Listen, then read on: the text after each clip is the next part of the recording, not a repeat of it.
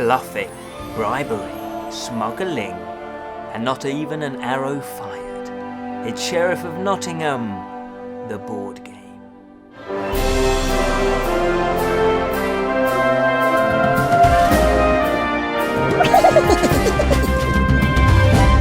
Hello, welcome to the Bottled Imp, exploring the realms of fantasy. My name is Ken Boyter, and today we're going to be looking at Sheriff of Nottingham, the board game. Now, I first came across this game thanks to the Dice Tower. I don't know if any of you guys have seen that. It's a review show of board games, and it's hosted by Tom Vasel, and there are a few other people that also do board game reviews for him. And I came across this game, I was intrigued by it. I was actually looking for a game that was a lighter kind of game, that actually was 5 players was a good number, because we've got 5 players that we wanted to play board games regularly with. And I wanted something that was a bit fun, a bit light-hearted. And I stumbled across his review of this, and I also watched a gameplay. He and a couple of friends played it, and I thought, oh, that does look fun indeed. So, let's check out Sheriff of Nottingham. Sheriff of Nottingham. So let's take a look at what you get in the box, and you do get quite a lot of components for your money. First of all, this game, let me explain actually what the game's about. It's a game of bluffing. Each of you will play a merchant, and you are trying to get your goods to market, and the market is on the other side of the city gates. The Sheriff of Nottingham, though, he obviously wants to keep an eye on things and make sure that you're not smuggling any illegal goods or contraband into his market. And if you are caught with any illegal goods, you will be fined. There's a penalty for that. So that's the actual theme of the game. You're merchants and you're trying to sell your goods at the market, and you have to get them through the city gates. So, how do you win the game? Well, you win the game by having as much wealth as possible. The person with the most wealth at the end of the game wins the game. But how do you get that wealth? Well, as I say, you have to get your goods through the gates. So let's take a look at the components. First of all, you will get these lovely boards. Everybody gets a player board, and as you can see, there's different characters. Now, they are all the same in terms of there's no special abilities. So if you're the purple, there's no extra advantage of picking a particular character. They just add a bit of flavour and a bit of theme. They are beautifully illustrated, as you can see.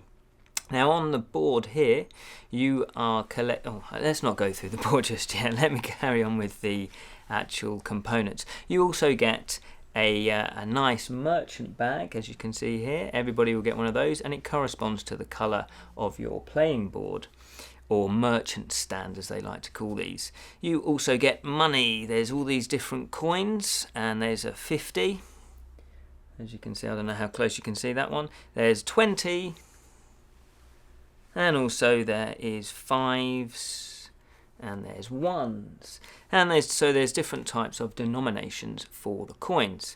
You will also be getting goods cards, and this is what you are trying to sell at the marketplace. Now, there are legal goods, and there are different types. There's apples, there's cheese, there's bread, and there's chickens. All good healthy stuff to be sold.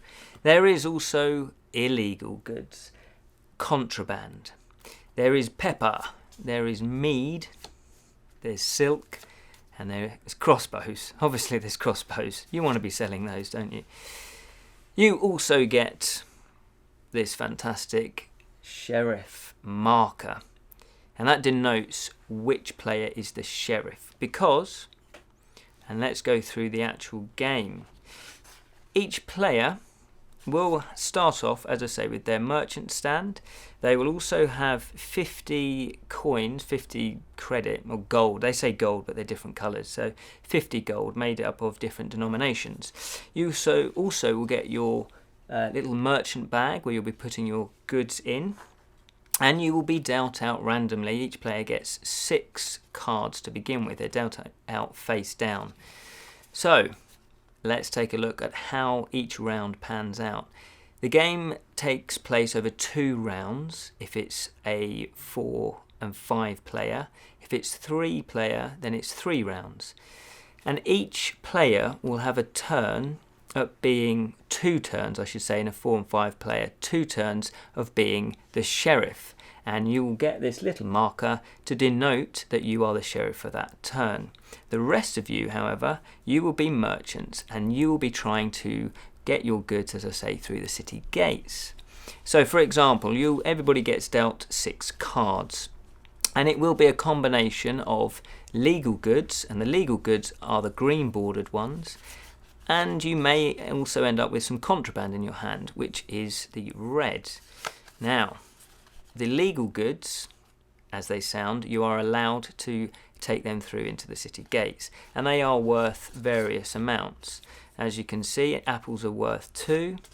Actually, I'll show you here. Apples are worth 2 up here. Cheese is worth 3. Bread is worth 3. And chickens are worth 4. There's also penalties, and we'll go into penalties in a minute, but there's a penalty here, and that's denoted here in this little red symbol here. And so that's a penalty of 2, 2, 2, and 2. And the contraband, now the contraband being contraband, obviously it's going to be worth more because you're taking more of a risk to smuggle it through. So we have pepper here, and that is worth 6. Mead is worth 7. Silk is worth 8. And the crossbow is worth 9. Now, as you can tell, because you're taking more of a risk, the penalty is going to be greater if you're caught with it. It's going to be 4 on each to pay. So each round consists of 2 rounds if it's a 4 and 5 player, or if it's a 3 player, it's 3 rounds. And every player, if it's a 3 and 4 player game, will get to be the sheriff, and you know that you're the sheriff because you have this lovely sheriff symbol, twice. If it's a 3 player, you become the sheriff 3 times. So every round, 1 player will be the sheriff. The rest of you will be merchants trying to get your goods into the market past the sheriff. And in the rules, it does actually say the person who has the most actual money on them is the sheriff first. How about that? So here's a little hint. Have some money on you if no one else has played it, and then you'll get to be the sheriff first. Now, as I say, the one of you will be the sheriff, the rest of you will be merchants. And what you do is everybody will have 6 cards dealt to them, and they will be a combination, probably, of contraband and legal goods. The legal goods are the ones with the green borders, and the contraband is the red borders. Now, what you do is you'll have 6 cards, and the round starts with 5 phases, and it starts with the market to begin with. And what you do with the market is you're allowed to discard up to 5 cards. If you didn't think that you wanted some of your cards, you can set them aside and then draw some more cards.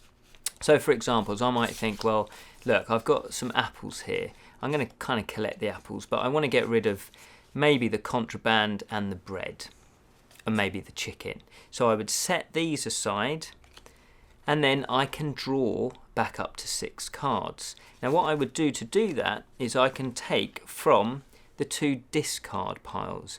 When you set them up, you have a stack of these, you shuffle them, and you deal out 5 face up on one discard pile, and you do the same on the other side.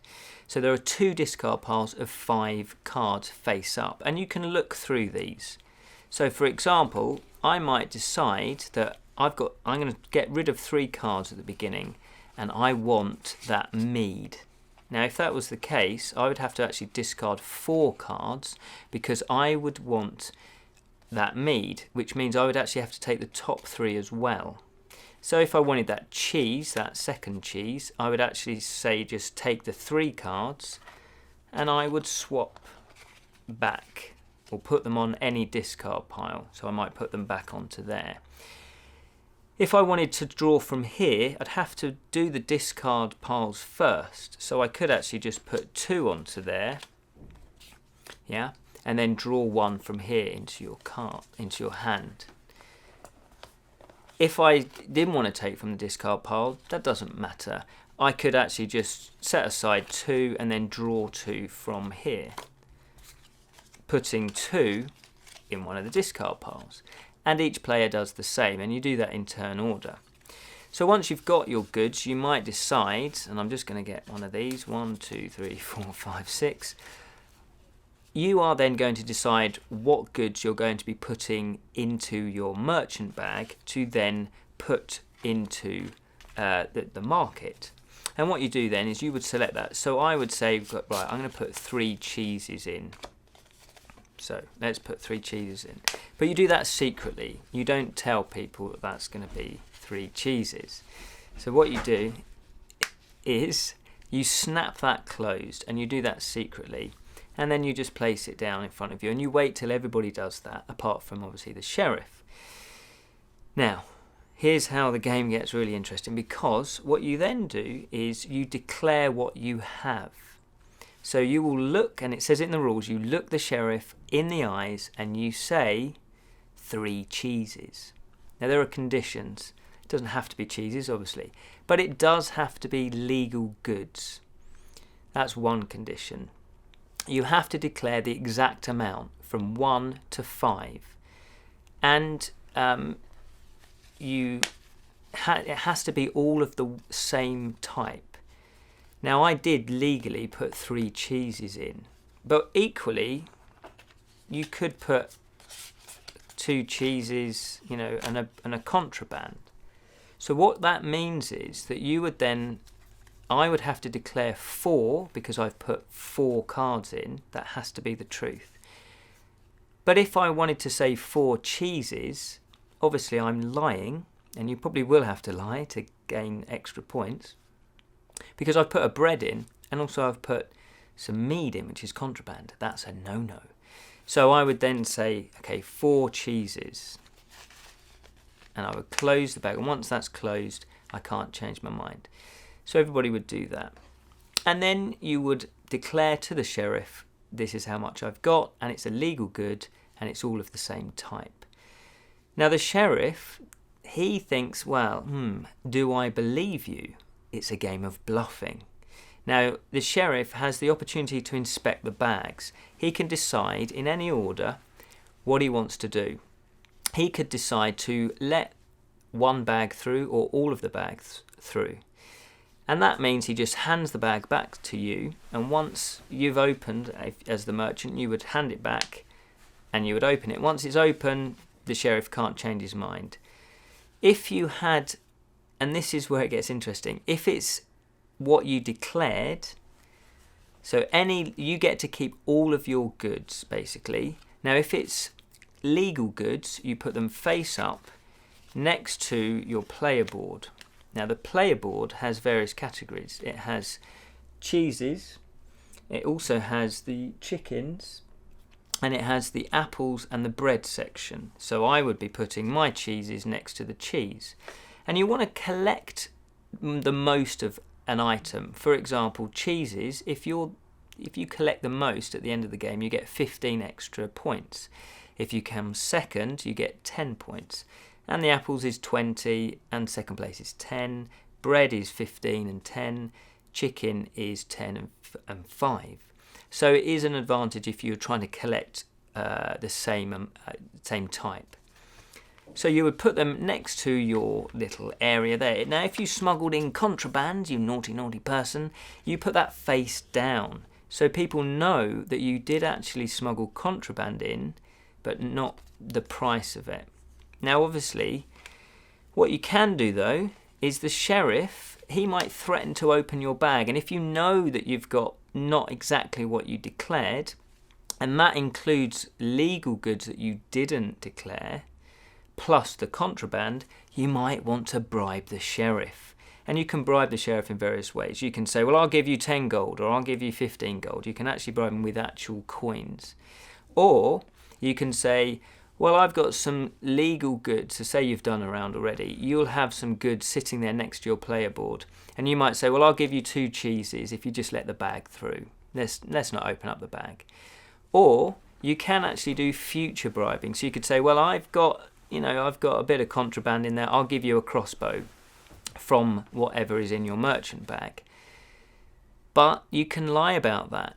If he agrees to that, the sheriff agrees to that, and there isn't a crossbow in there, you don't have to give him the crossroad. Any future bribes, they're not binding. Whereas if you offer cash, that's an instant bribe, you have to pay that.